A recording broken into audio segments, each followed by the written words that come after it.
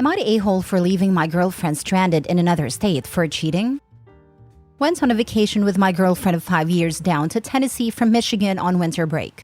My girlfriend grew up in Tennessee until her family moved up to Michigan when she was 12. It was a big reason I had a crush on her when we were teens because I thought her accent was very cute. Her and I both go to the same college, and we met in middle school when I wouldn't stop bugging her in class. We drove down to Tennessee in my car and we're planning to stay down there from the 2nd to the 7th. We have our classes begin again on the 10th. Anyways, we were having a great time. We visited a bunch of awesome sites in Tennessee, and she showed me the town her family lived in before she moved. We were staying in a hotel on the 5th, and while she was sleeping, I noticed some guy kept Snapchatting her. I was like, who even is this? So I took a photo of her arm saying, yeah, what's up? He replied saying he was thinking of her and asking when she was getting back. I messaged him saying the 10th and asked him what he wanted to do when she gets back. He said he had a few ideas and a winky face. I asked him for revealing photos to make sure he was definitely already doing stuff with her, and he sent them almost immediately, and asked if he'd be seeing hers. I was so livid. I woke her up, freaking the heck out on her. She was shocked and denied it at first, but she eventually admitted they were talking but never hooked up. I told her we were done, and I started crying and freaking out. I told her I was gonna sleep in the car so we wouldn't get kicked out for a noise complaint, and I left the room. When I got in my car, after a good hour of thinking and ignoring her texts and calls, I decided, screw it, I'm going home. I didn't care about my suitcase or clothes. I just started driving home. I blocked my now ex's number and drove through the night. I woke up the next morning to my ex's mom calling me, freaking out about how I left her halfway across the country and how it didn't matter what she did. It's criminal negligence to leave a girl alone in that state. Well, her parents ended up driving all the way down to get her, and now my ex came up to my house today and told me they were going to try to file a criminal case against me and, if not that, sue me for damages? I don't think I owed her a drive home. It's my car, my gas, and she cheated on me. Can I get in trouble from this? What I've read, it could be possible if I left her in a dangerous situation, but I left her in a hotel. Now for the top comments. She's an adult in a hotel. There was nothing criminal about you leaving her there. Her family and her are a-holes, and you leaving her lying cheating butt was deserved, not illegal. Don't worry about their empty threats. I'm worried she will embellish and cry domestic violence. Do you think she'd lie to the cops? Because I'm getting the vibe that she would. Talk to an attorney just in case. You left to avoid getting noisy. Wouldn't have occurred to you to hit her.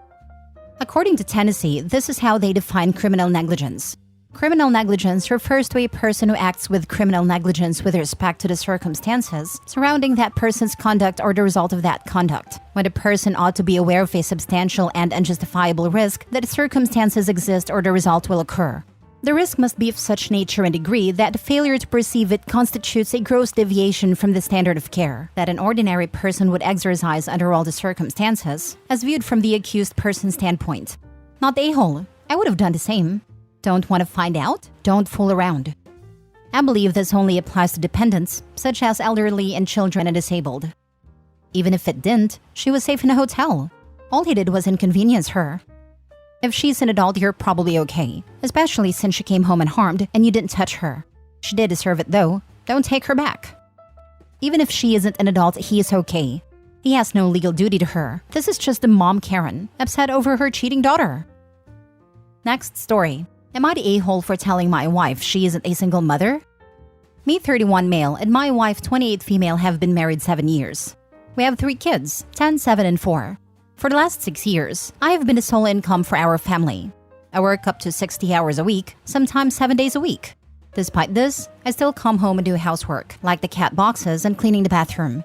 My wife, on the other hand, does the dishes maybe once every other week and is supposed to be homeschooling the kids. I say she is supposed to be because I work second shift, so I leave at 4 p.m. and get home around 2 a.m.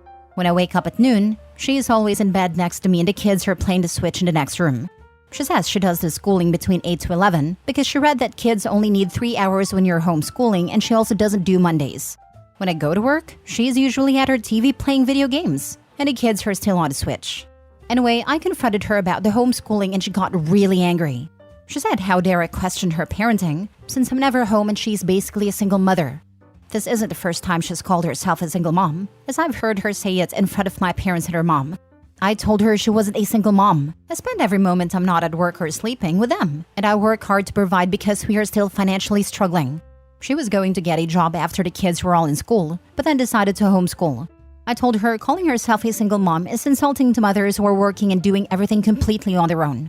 Well, now she's not talking to me and asked me if I wanted a divorce as she always does when we have an argument. Am I the a-hole, or am I right to tell to stop calling herself a single mom? Not the a-hole, but you need to get the kids tested and see what their education level is. Then put them in public or private school, have your wife get a job, and then both of you get some marriage counseling. Divorce should never be used as a threat unless they are prepared to follow through.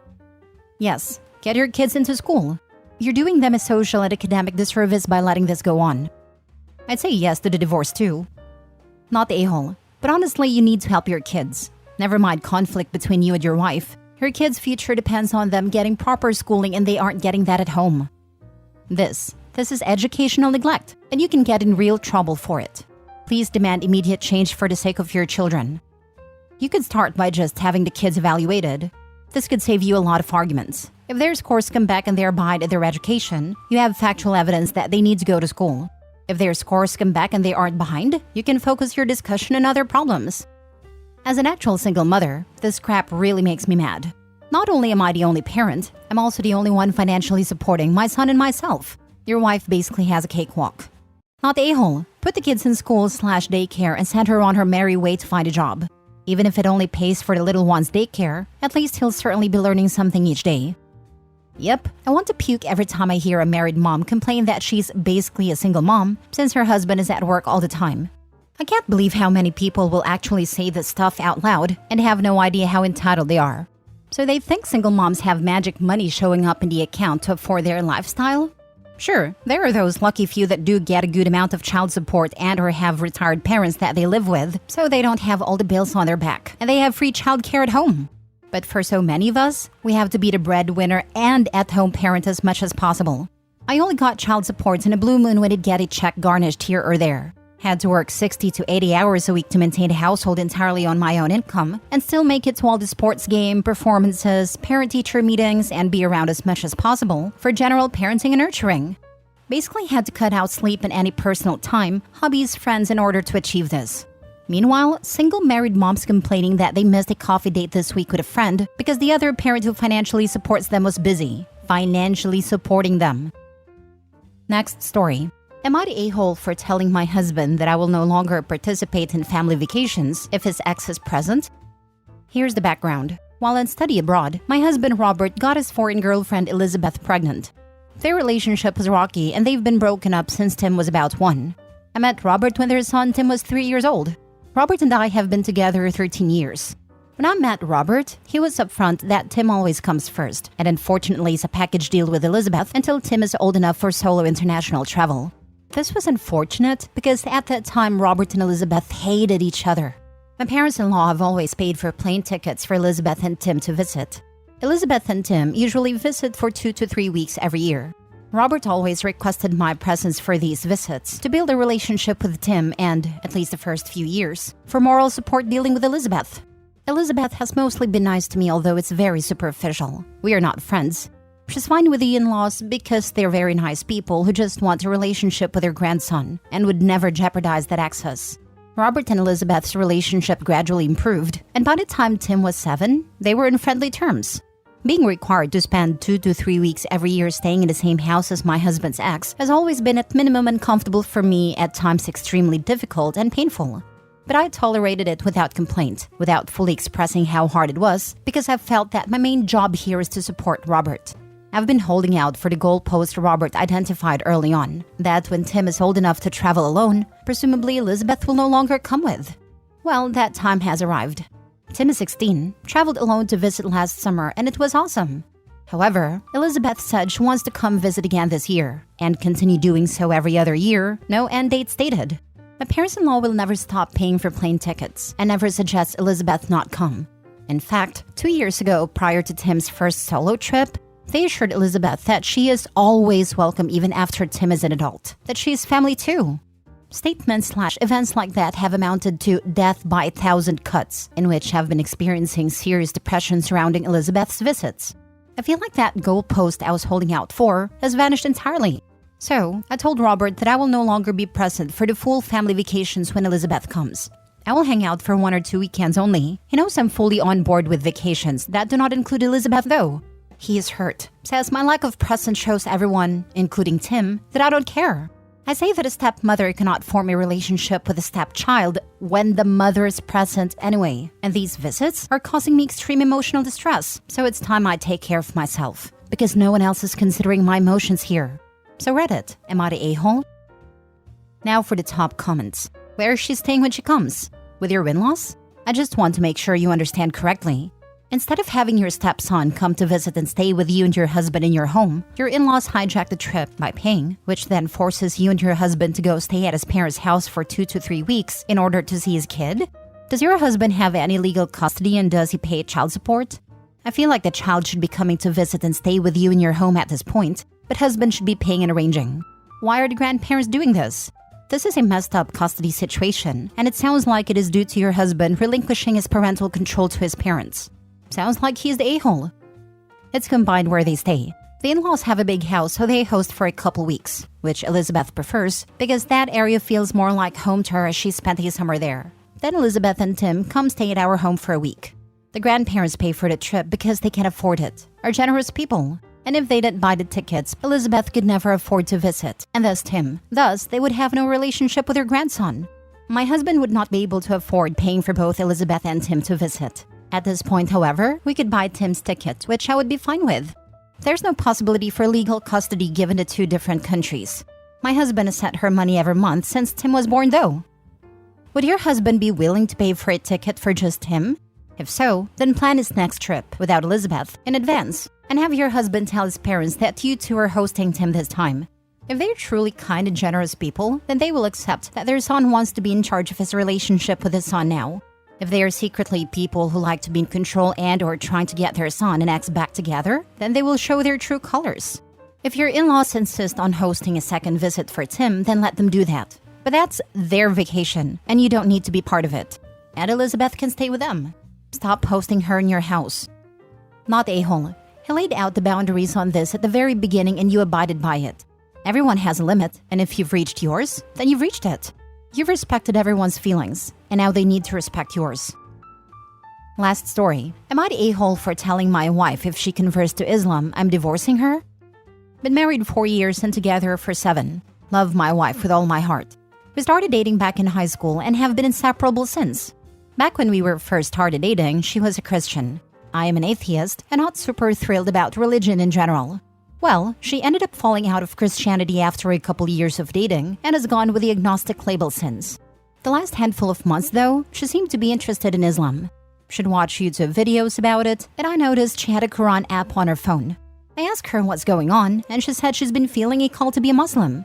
I asked her how and why, and she said she saw some videos of a street preacher, and it made her look into it, and now says it connects to her more than Christianity did. She's a type who goes through a lot of phases though, so I assumed it was just a phase and short-term interest. Well, the other day, she came up to me and said she wanted to get a prayer mat and wanted to try wearing a hijab. We live right outside Dearborn, Michigan, which is one of the largest hubs of Muslims outside the Middle East. She asked if I'd want to go with her to pick them up, or if I'd be okay with these things. I told her that I am not comfortable with it, and I would probably want to separate if she started wearing a hijab especially. She got pretty sad I said that and asked why, and I told her I'm not interested in being with someone who is religious, especially not someone who is visibly religious to the point they won't show their hair. She said she understands why I might not like it, but threatening to divorce over it means I don't love her. I do love her, but I'm not willing to become part of the Muslim community, or to be with a woman who wears a hijab, or someone who would have to start eating halal and stop and pray multiple times a day. Christianity was okay because she wasn't overtly religious and was already wading in it by the time we started dating. She says she doesn't know what she wants to pursue, but is really upset that I'd leave her if she chose to fully convert to Islam. Not the a-hole. If she changes what the relationship is about, then the relationship has changed and there are consequences for that. If this isn't something you're interested in dealing with, then so be it. It doesn't mean that she's the a-hole either, since she can do whatever she wants with her life. But if that's incompatible with what you want to do with your life, then it makes you two non-viable as a couple. Not the a-hole. Changing your belief system is a big deal. Not the a-hole. People get divorced for all kinds of reasons. If she changes from the person you married to a different person, you don't have to stay married. If she converts to Islam, she'd probably be happier married to a Muslim anyway. If she converts and OP doesn't, they're automatically divorced according to Islam. The tenets of her new religion nullify any marriage between a Muslim and a non-Muslim, or a non-practicing whatevers. Not the a-hole. She is making a radical change in her life which will affect you. If she's going to full hijab right from the start, she will probably get into all the other things too. No alcohol, no pork, no talking with other males, bringing up children as Muslims, etc. This is big, and you absolutely have the right to say no. I speak as a Christian, but if I became fundamentalist, I could not complain if my wife refused to go along with it.